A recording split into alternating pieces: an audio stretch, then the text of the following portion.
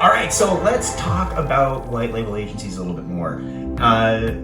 One of the main questions I get, really, it's coming from people who are looking to hire or considering hiring. It's like, what should I be looking out for when hiring a firm? There's a few things you're going to want to keep in mind with them. It's one, like, what's their communication like with you? Are they a set it and forget it type group that are trying to avoid any sort of conversations with you, where they're like, hey, we're just going to run your ads and don't particularly care about your input, or wanting to fill you in where they're going to be saying, they're going to say they'll meet with you like every now and then, but then they really don't want to. So make sure kind of have an idea about what their SLA is, like their service level agreement with their account managers.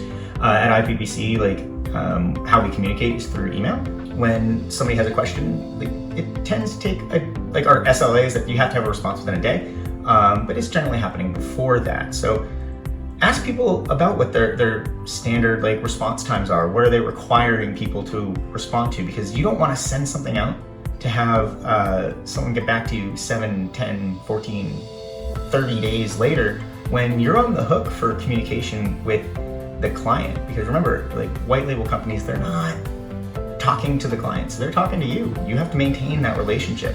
I'd also take a look at what's included overall, right? So are they just running the ads? Are they building you a landing page? If so, how much is that going to cost? Is it included? What happens after a certain spend threshold? Do they have volume discounts? If they're not clear on those things on the front, that means they're kind of making it up, and you might be the one that kind of suffers there. So keep that in mind. Also, how often are they in the account even? So just like earlier on when I was saying, you probably want to make sure how, if they're the type of agency that's going to be meeting with you regularly, that they want to be more of a partner of yours, in the true sense, versus just wanting to take your money each and every month and do the bare minimum.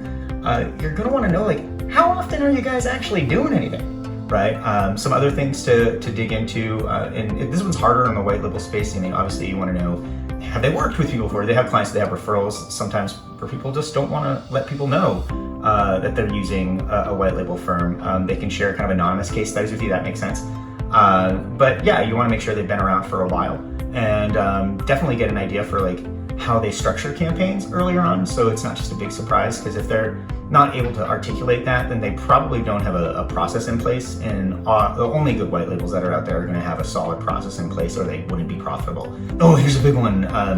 Access-wise, if they kind of creating ad accounts for you and they're not yours or they're not your clients, just run. You want to make sure that they don't own any of those assets, because that's just kind of crappy. Because in most cases when people do that, that's just a tool they use to keep you on, because then you're gonna have to start from scratch again, all of this their data at that point. So really stress for that, and make sure that, hey, who owns the ad account when you're putting those in place. That's not as much of a problem on the white label side, just still something to consider. I've seen it more on the traditional agency side, so that's more advice I give to people who are hiring agencies. Make sure you own your ad account. And if you're an agency watching this, which I assume you are if you've made it this far, don't be that person. Don't be those people that build the ad account for them and then hold them hostage, right? Don't do that. If you've made it this far and you do that, you should just leave it. Really, what consideration should you have comes down to, what's their process? Are they going to be meeting with you regularly?